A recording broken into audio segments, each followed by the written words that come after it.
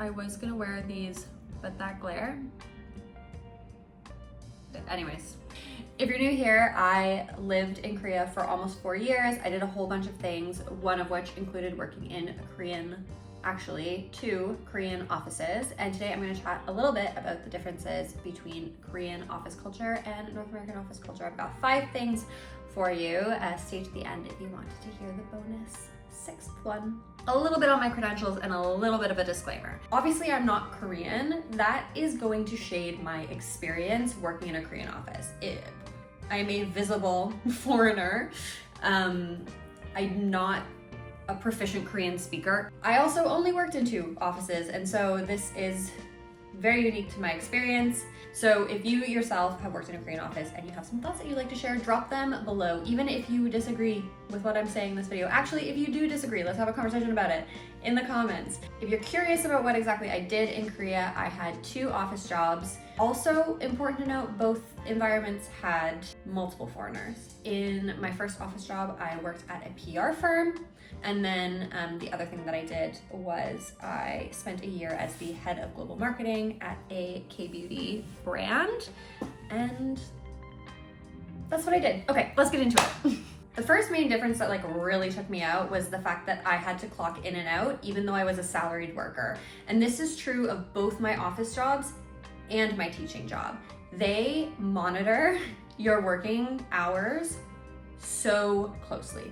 The only thing I can compare it to is in this post-COVID work culture, if you have a return to office policy, sometimes they monitor your, are you connecting to the in-office internet or whatever, or there's been organizations that I have worked at since I have come back to Canada that have done that. But clocking in and out at a salaried job, unheard of.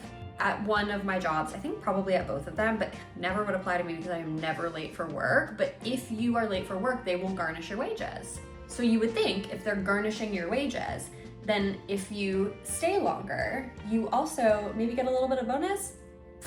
Why would you think that? Absolutely not. Everybody stays late. And we will come back to that. That is a separate point. But you don't get anything for staying late, but you will absolutely get in trouble or reduce you get put on probation. That's the word I was looking for. If you're late too many times, you get put on probation, and anytime you're put on probation, they usually garnish is not the right word, but they reduce your salary during the period at which you're on probation. Crazy. That could not happen in North America. We have probationary periods, but they are usually when you are first starting in your job, and it is very difficult, if not illegal, to put someone back on probation or to garnish, I don't think is the right word, but let's use garnish people's wages. I'm pretty sure that's illegal. So if you can find a silver lining in this obsession with time management, let's call it, it is that everybody takes their lunch, religiously takes their whole lunch, is nowhere near their computer, clocked out for that hour. And this was so important for me at the end of my time at the K-beauty brand, because I guess I can talk about it now. It was really bad. I was really in a bad spot.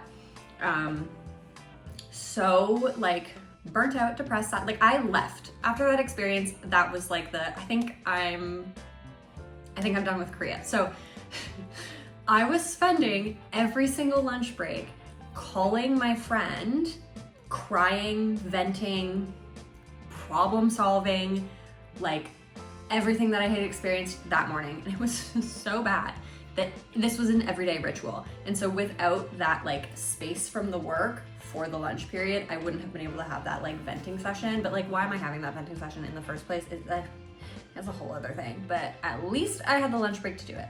And the next thing that is very real, but not something that I never really participated in, and it is all about optics. So this idea that you do not leave the office until your manager has left. I was managed by foreigners or people who had grown up abroad, and I just kind of lived in this special category as a foreigner myself. Look, we can unpack that later, but I was not beholden to the same standard. Did I often stay as late, if not later, than my manager? Absolutely. But guys, this is my pet peeve.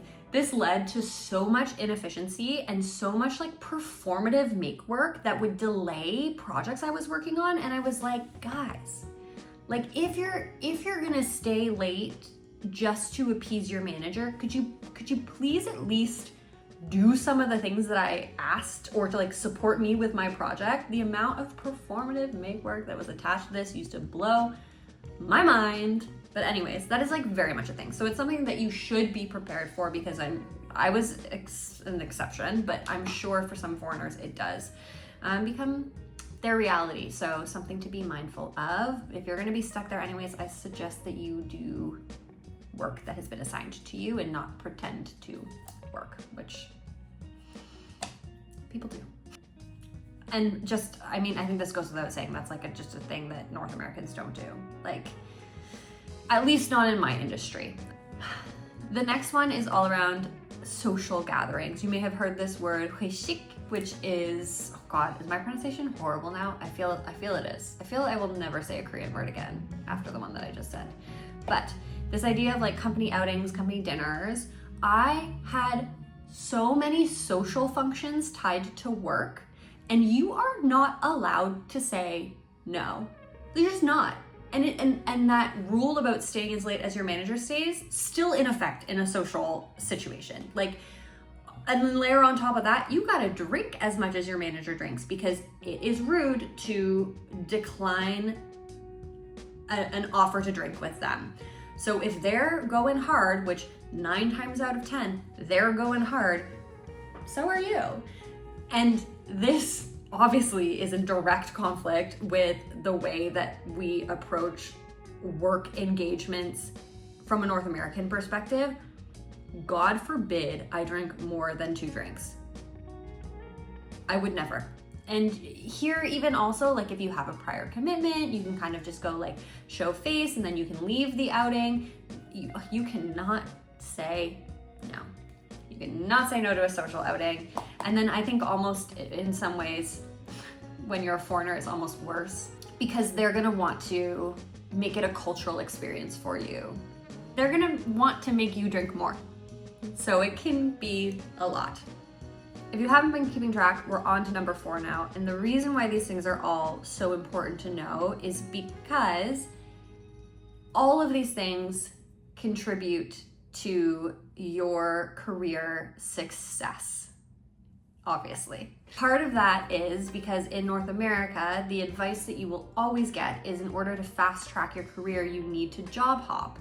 So every 1 to 2 years, you need to move to another company, because you will get higher pay, you will get a better title, you will move faster than staying in with your current organization, where you may not get a title raise, you may not even get a cost of living bump, like nothing. I would argue it is almost the exact opposite in Korea. Tenure and loyalty for one organization is incredibly well respected, and they are more likely to continue to promote you and give you raises if you have been at the organization for a long time. So in particular, this was true of everywhere that I worked, but at the K-Beauty company, there had been people that were there since it opened. I think that's too long. I would have loved to have retired some of the old guard, because it just means that you're so stuck with what you've been and what you were. And that was like my biggest challenge working there, is that they had told me, we want to completely rebrand, we want to go after the North American market. And I was like, bet, I'm here. These are the types of changes that you need to make as an organization. And I got so much pushback from the people that had been there for like 3-4 years. And then you're just stuck in the middle, and you're like, okay, but do you want to be the same thing, or do you want to be something different? And again, I'm now getting off track. Tenure is what's rewarded in an organization. So the longer that you stay, the more likely you are to get a promotion or to get a salary bump. And if you go job hopping in Korea, that's where you're more likely to have a linear move. I almost forgot to add something very, very important that I think most videos talking about work culture differences between North America and Korea are going to address, and that is age. Age plays a humongous factor in things. So much so that a friend of mine who's Korean, works with all Koreans, works at a very Korean organization. I don't know how many times can I say Korean in this thing. She is incredible. She is like my work crush. She is so intelligent, so strategic, so driven. It's crazy. Love her. She knows who she is. She was up for a promotion. The other people that were up for the promotion with her had been at that organization for longer or were older than her. And those were the things that were preventing her from getting the promotion. Not her work. Other people had either been there or were just older than her. And they couldn't foreseeably promote her over those people. Not something I would be very happy to be on the receiving end of. We'll call that one 4.5, and this is gonna be number 5. I am a firm believer that a good idea can come from anyone. And I feel like in a lot of organizations in North America, that is what they say. Whether or not every organization believes in that or acts in a way that supports that value, but the sentiment is there. In Korea, age and seniority are paramount in decision making. And you do not want to put yourself in a position to directly conflict with a senior leader. This was the biggest challenge for me because I oftentimes would disagree with management at my job. So some places I was when I was in more senior levels, I was more vocal with my dissent. Even if we're making a marketing decision and I am the head of marketing and I give a strong opinion and you are a C-suite representative and you disagree with me, sucks for me.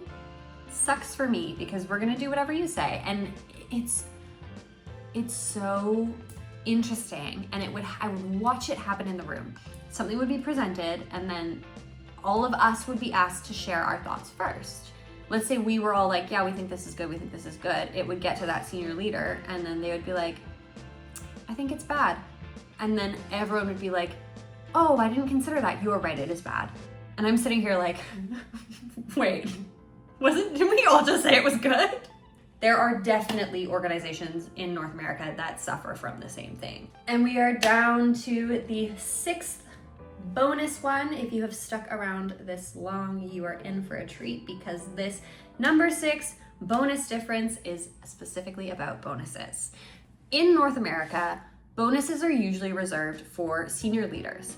Most of the time, they are based on one metric of success for the organization, which is often revenue. It is tied to the monetary success of the organization. I was also bonused in Korea, but so was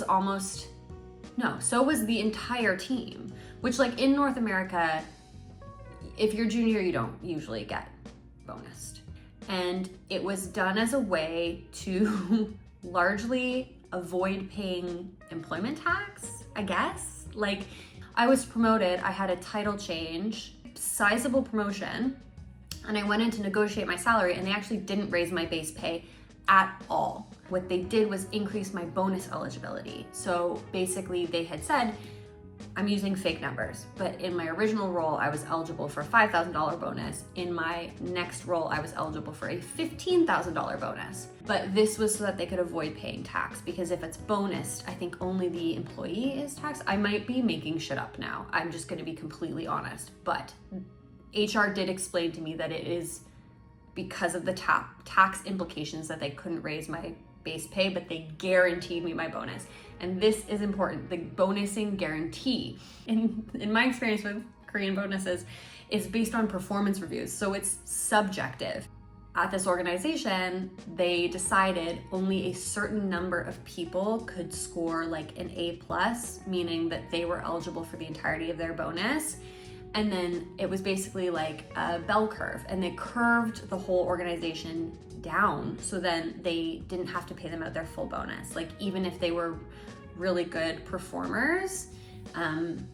So yeah, that rubbed a lot of people the wrong way. So something to keep in mind, if you are bonused in Korea, it's a great opportunity because there's potential to be bonused in as a very junior employee, But bonuses are always, no matter where you are in the world, a nice to have. They are not a guaranteed part of your compensation package. So keep that in mind. And that's my last little difference. And I guess it came with a tip too. So you're really lucky if you stuck around. If you enjoyed this video, please don't forget to like, comment, and subscribe. It goes a long way for me and I really appreciate it. It also lets me know what you enjoyed.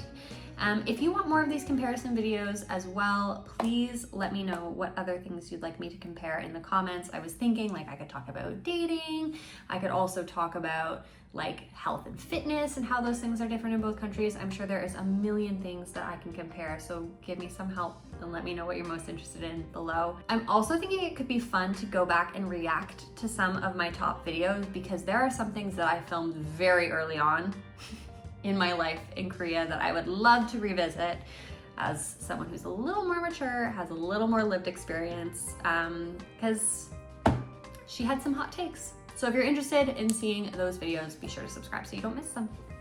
Thanks guys, have a great week and I will see you soon.